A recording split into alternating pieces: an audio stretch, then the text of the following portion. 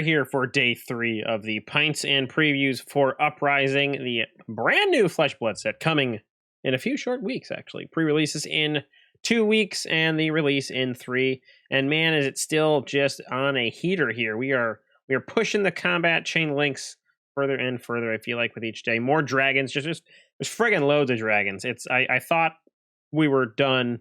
We weren't done. I'm sure we're not done now. But yeah, we are on a day 3. It's been a wild ride so far. Cheers to that.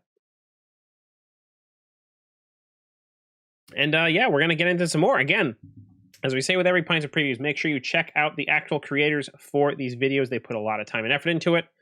Animation, storytelling, editing effects, things like that. Definitely, please give them a shout out, give them a hand, and watch their videos, make some comments, all that kind of stuff. But for now, let's get on to the cards. All right, here we are for the first one. This is Invoke Necrya, and also Necrya. This is from Card Market. So this is a 1-pitch, 3-cost, 3 defense, Draconic Illusionist action invocation. Transform target Ash you control into Necrya. Go again, and on the expensive side, not legendary to note there. And as we see with Necrya itself, Draconic Illusionist Dragon Ally attacks for 4, has a health of 7. That is right, 7 health there. It says whenever Necrya deals or is dealt damage, put a -1 health counter on her and create an Ash token. So kind of interesting. It's like very flavorful, and literally she's like decaying, necrotic, sort of falling into ash. And look at her art; she's like literally dropping off into ash. But it's kind of nice that it can sort of push towards other bits of things that you need for ash, and allow you to really go wide with ash, which is, again, we most of what we saw yesterday and a lot of what we're going to see today are really just the ninja cards, but ash is important in some capacities, especially if you're going for all these dragons, Aether Ashwing, things like that. That said, dealing or dealt damage, 7 health, not going to really easily get attacked all that much, so it's really and no one wants to attack them, not fully, because that's just ridiculous. It coming in for 4 is not a slouch. Yeah, there's the Phantasm, that's something that you're going to have in some matchups, some that you won't. But that's the only downside of this, as I see it. You don't get an activation when you actually swing in with it.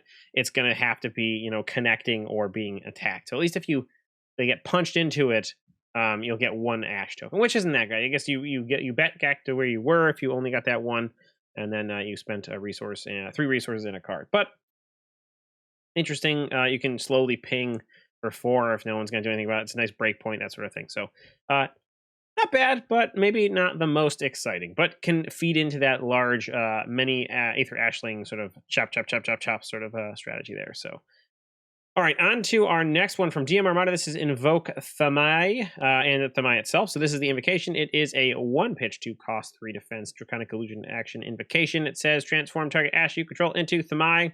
Go again. And then Famai says it's a 3 attack, 4 health. Opponents can't play cards or activate abilities during your turn. That is gnarly. So obviously it shuts off a lot of decks. The instant speed decks, whether that be Wizard, a lot of the places that use instants during your turn. So whether it be defense reactions or armor activations, anything like that, those are now going to be shut off, which is quite a big stomper to a lot of the strategies right now. I mean, Kano gets hurt kind of a lot. I mean, a lot of what they want to do is on your turn when you have no cards in hand, that sort of thing. Just blanks them down. You can't do anything once this comes down unless you are, it's on the opponent's turn, I should say. So this is probably one that's not going to go in for a big attack, unless the other deck doesn't really care about, working on your turn anyways. But I think it's a nice hosing card, a great sideboard tech for any of those instant speed decks in general. So that is Invoke Famai for DM Armada. Star City Games brings us Invoke Sirikai. These names, some of them are easy, some of them are not. So this is Invoke Sirikai. It is a 1-pitch, 3-cost, 3 defense, Draconic Illusionist action invocation. Transform target action control into Sirikai. Go again, and Sirikai, of course, is the dragon that comes from it. A 6-power, 1 health dragon ally that says whenever Sirikai hits a hero, he deals 3 damage to them. So obviously, this is a hyper-aggressive sort of thing here. You must be swinging in for a good amount of damage or sorry, swinging in and hoping for not that to have that Phantasm pop, because dang, that's a bummer. Three resources, that's expensive. You're throwing a card in there, and then this one, it does have to hit. It doesn't, just ping that arcane on attack, which we saw with a lot of the ones from that first day of Dragon Allies. So unfortunately, it's just going to be, you got to make sure you can play it right. You got to get in for an activation. Hopefully you can catch your opponent when they don't have a 6 or whatever. But if you're throwing it out, make sure you can actually attack with it. Yes, it might just soak up 2 cards and then get pinged with even a Kadachi or an Aether Ashwing or a Spectral Shield or whatever, But that said, it's something that has a place, and that 3 arcane is quite a lot coming in there, and you can do it. It goes directly to them, so a nice hard hitter. And again, we saw with that token weapon, it's a free attack, and then if you have that Dramatic activation, it is go again on top. So Sirikai, pretty dang powerful, but easily stolen away. All right, next one. This is Crown of Providence from Arsenal Pass, our first legendary of the set. Total of 6, I believe, in the set. This is our first one here. Generic equipment, generic. This is our first sort of generic piece that we've seen so far. It's head-to-piece, defense for 2 with Blade Break, which is kind of lame for legendary, but hey, what are you going to do? When you defend with Crown of Providence, you may put a card from your hand or arsenal on the bottom of your deck to draw a card. So, on its face, it's not boldly exciting. It is not like, oh, wow, pay 2 resources to win the game or pay 2 resources to make your opponent angry or anything like that. It's really meant for a pivot, maybe not a pivot, maybe just a really major hand sculpting event here. Like, cool, I'm going to block in some damage. Hopefully you're getting that 2 value, right? Hopefully it's attack for at least a 2 when you want to play this. And then boom, this can get you a 5-card hand. If you have something in Arsenal, it sort of does the Crown of Seeds thing in that regard, but without the pitch, which is kind of nice. It can really make or break the situation that you're in for certain decks. So that's the important piece, is it can go anywhere. No class-specific equipment here. So you can either throw something under, get a different pitch. You can have that 5-card hand if that matters. A lot of the Draconic stuff we're seeing, you really want to go wide. Maybe that extra card, maybe that Arsenal card just isn't the one you want. Boom, you get another card. You can go a little longer on those chains. So I think it's exciting. I'm sure I'm not even beginning to scratch the surface of what you can actually do with this card. But I'm sure that, Prism might have a great time with this, just looking for those 5-card hands when you can really need those. Yeah, no, it's going to be interesting. I'm not the smart enough person to think through those right now. So we'll move on from our first legend to a Majestic. This is Double Strike from Eric Lundquist. This is a 1-pitch, 0 cost, 1 attack, 2 defense, ninja action, attack, not Draconic, as of note. I don't know if there's another Majestic that attacks for 1, but the key is in the text here. So when Double Strike's Chain Link resolves, banish it.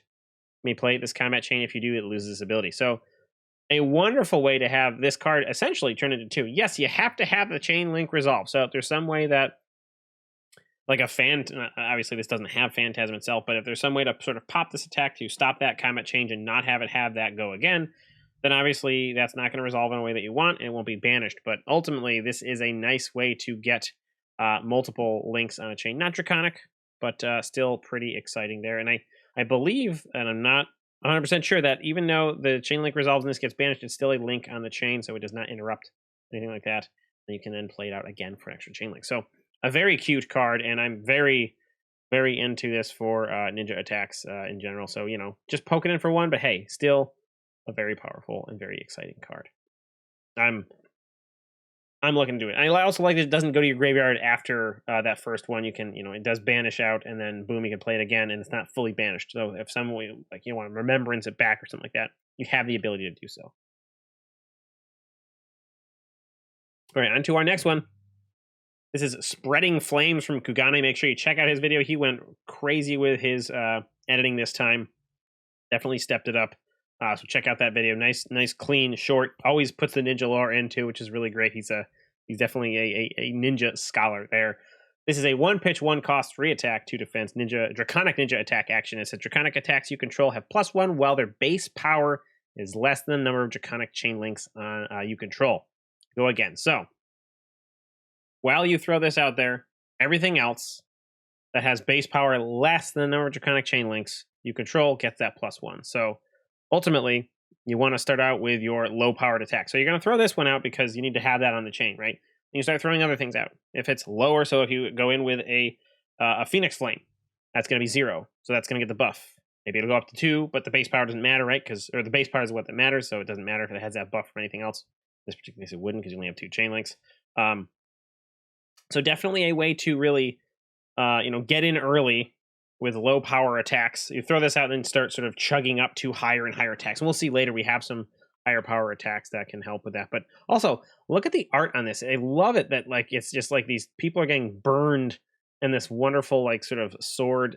Everything about this art in this set is just so brutal and exciting. So, but no, very exciting card there, and I think it'll do a lot of damage as we go through ninja turns here. That +1 seems like it's not a lot, but obviously we know that Kodachis can do a lot of damage. And again, if we're only incrementally changing these, if we're doubling power by adding 1, then that's still a lot because it still is going to require someone to block, possibly waste a 3 block card, or they're just going to take 2. And there's some good on-hit effects as we see moving on to the next set of cards as well. So, all in all, very exciting here. All right, on to Take Temp or Take the Tempo. This is from Steel for Speaks. This is a 1-pitch, 1-cost, 5-attack ninja attack action. Defense for 3. It says when Take the Tempo hits, if you've hit 3 or more times this combat chain, banish the top card deck. If it's an attack action card, you may play it until the end of your next turn. And that's really key there. Next turn, this is wonderful. This allows you to have a bigger hand next turn. Or if this is not your last sort of attack, yes, it's a little bit expensive, but 5 for 1 isn't too bad. 3 blocks also great. You throw this out there. Maybe you can banish something. Maybe you don't. Don't count on it. That's important. Do not count on that. I just want to say that I don't know what's up with the pandas in here. I didn't see that at first. There's a bunch of pandas here, and I'm not sure why that is. But I see 3 panda heads, and I don't know if that's meant to be like that dude's moving so fast. I don't even know. But there's panda heads in there, so that's interesting. Maybe that's something that I don't understand. But a great way to just have an extra card for the next turn as well. So if you can't keep pushing on that chain, and again, we're looking at long chains here with at least the Draconic ninjas, right? And ninjas in general. So if you can't really make it work that turn, you can save it up for next turn, and that can just make all the difference. Maybe you see what else is in your hand, you see what you banished. You can maybe have some way to look at what's on top, throw them in an arsenal, whatever. I really think this is a great sort of way to pivot into 2 different strategies based on the turn that you're having, which is really powerful. Having that choice is huge. All right, on to our next one. This is a Tome of Firebrand. So we have our tome. There's always one. This is a 1-pitch, 1-cost instant, so no power or defense here. It's Draconic instant. So play Tome of Firebrand only if you control 4 or more Draconic chain links. Draw 2 cards. You'd say, all right, well, the 1 is kind of expensive for this, and ultimately in these red-based decks, it's probably going to be kind of expensive, but at the same time, it'd be too easy just to have 4 Draconic chain links. It'd be way too easy for that to be the case, and so getting away with 2 cards for nothing essentially in these decks, just doing what you want to do, which is attacking. I get why they had to do that 1 cost on there. Also of note, it is an instant, so it will not break the chain, will not give up all those 4 chain links that you have of Draconic power on the chain. So don't worry about that. We haven't seen that yet with the other ones. But obviously it doesn't do anything in your opponent's turn, so it's not like, oh, I'm just gonna draw 2 cards. So yeah, some other ones were instant speed. This one is as well, but it makes sense where it is. It's good. You're going to love this. You're going to need it. I mean, likely it will just sort of, you pitch 1 and then you play this to draw 2. It's kind of replacing itself. There's no big perk about it being an instant in that regard. Hopefully we're going to have ways to not be only playing reds, so that you're not getting, you're getting a little bit more value. If you pitch something that's more than a red to this, then you can still have a net gain per se of cards in general. But overall, I'm sure this will be a great way to refuel and keep pushing. All right, on to our next one. This is a weapon. We have Searing Emberblade. This was spoiled by Dice Commando. This is our ninja weapon, Draconic ninja weapon. So once per turn action, 2 attack. If you control 2 or more Draconic chain links, Searing Emberblade gets go again. 3 attack, not too shabby. This is our token weapon for ninja, and man, that's not too bad. I mean, yes, you're going to be attacking a lot with these Draconic things. That's not very hard. 2 resources for 3. That's not the best, but the go again, that's, yes, somewhat conditional, but really not that conditional when you're looking at it. It's quite powerful. I mean, yes, Dawnblade comes in for 3 for 1, but there's very difficult ways of getting that to be going again in that regard. So not too shabby at all with the built-on go again for again doing things you already want to do. The only problem is that too is kind of hard for these decks. That's the thing I'm really worried about is how are you going to pay for all this stuff? And with ice in the format, I ain't going to do anything. It's definitely a worry that I have for these anyway. So, but Searing Everblade looks really good. I'm sure that's going to see a crap ton of play. I'm hoping that there are some Majestic or higher level rarity weapons that are going to be coming through here.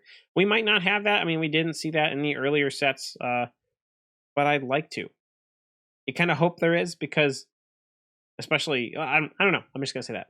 Maybe they'll be in some supplementary sets that'll buff these up. But I like it. I think it's exciting, and yeah, it's gonna tear some people apart. All right, on to Cinderskin of Oceans from Fabulous. This is a 1-cost, 1-pitch, 4 attack, 3 defense, Draconic Ninja attack action. It says if you control 2 or more Draconic Chain Links, Cinderkin Devotion has Go Again. So again, you're doing the thing you want to do, which is attack a bunch and then have Go Again. Yes, that 1 cost is expensive. This is probably on those 3 color strips, so it'll be 2, 3, 4 for damage. I mean, are you really that happy for spending 1 for 2, even with Go Again? Probably not. I think you'd rather pitch that blue to power out some other things. So not so sure about this. I mean, we're really looking to be low to the ground in that regard. So I think that's kind of where we want to be. And that leads us to our other card from Fabulous, which is Lavalane Loyalty. And this one is really where you, I think, want to be here. So 1 pitch, 0 cost, 3 attack, 3 defense, 2.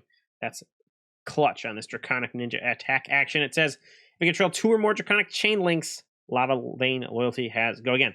In my mind, this is just a better card. Yes, I know you're not at that breakpoint from the previous card, that Cinderskin Devotion, but you're still having the auto Go Again, and that's super huge. That's super important. Doesn't cost you anything, and that's where it shines. If you're gonna play one or the other, you're gonna play this one. Same number of chain links required. I think the blue one might even be better than anything else because you're just literally throwing out an attack. That's going to give you Go Again for free. I don't know. There's definitely a lot of playability here, and I am very excited for Lavalane Loyalty. Seems lame, but I think it's got a lot of power in there. Again, throwing those Draconic Chain Links on there is what matters. All right, we're on to Outcast Haven. There are 3 cards here. First, I have Rising Resentment. This is a 1-pitch, 0 cost, 3 attack, 2 defense, Draconic Ninja attack action, a common.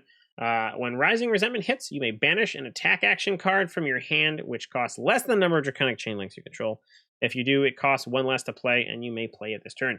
This is the card I actually meant when I said the blue one is better. This is the one that matters. I've been waiting to see about cost reduction because it's key, I think, to these decks. What do we have here? Okay, we have on this card we have 0 cost. It has some amount of attack. It has Go Again, and it reduces the cost of other ones. That is exciting. And now you look at the cost or what has to happen. It has to hit. That's the owie part.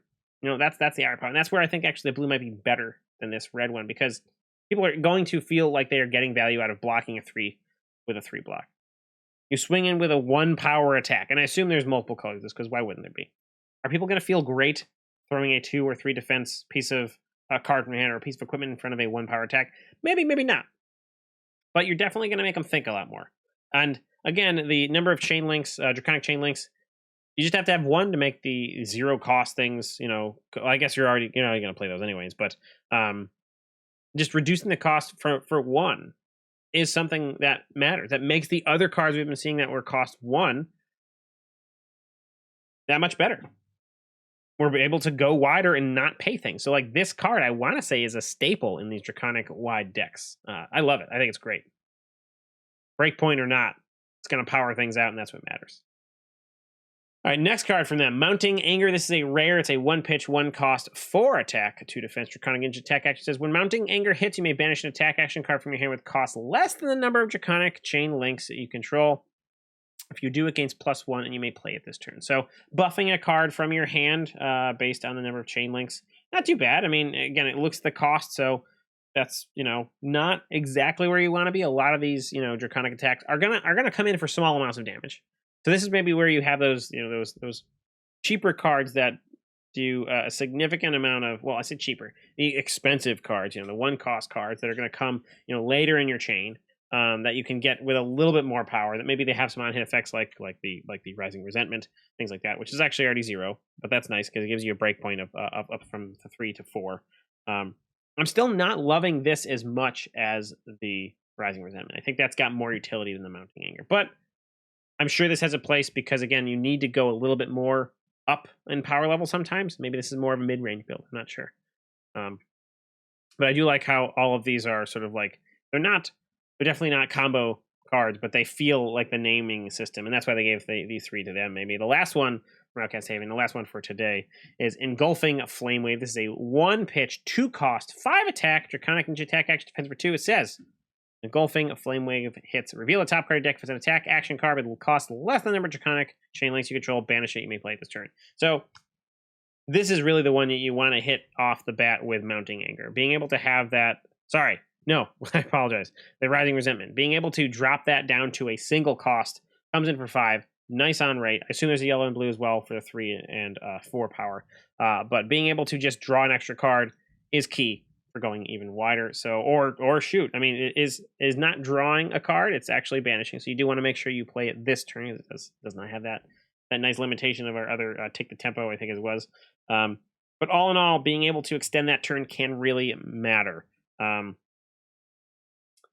You do have to banish it, so that is the problem there. So if it's like you have to reveal the top card of the deck. If it's the attack action, you have to banish it. So that's where you could, like, if you run into something that's actually a really nice, good attack action, and you banish it and you can't afford it, or it doesn't make sense to play, you don't get it back, which is a little bit unfortunate. But all in all, I think this is a fantastic card for going that little bit of extra wideness. If you have extra resources, that's where this is the card you really want to throw down late, because then cool, maybe I can still pay for it. I'm not too worried about it. And we'll go from there. So those are the cards for today. There are still more days of spoilers. This is only day 3. We have one more full day of spoilers, and then we have the booster box openings. And I'm sure there's a lot of cards that are still left to look at. So I'm sure that people will be thrilled for those booster box things. I'm not sure if we'll try to cover those because it'll just be kind of a smorgasbord of things, but we'll see. We'll have to go back and look at that. But those are our cards for today. Please, on the screen now over yonder, you will see yourself a bunch of other previews, spoilers for tomorrow. So that'll be all we have to say for tomorrow, or for today. And then we'll be back tomorrow, hopefully, with another episode of Pints Preview. So thank you for joining us. I hope you had a beer with us and enjoyed yourself. So we will see you all tomorrow. Cheers.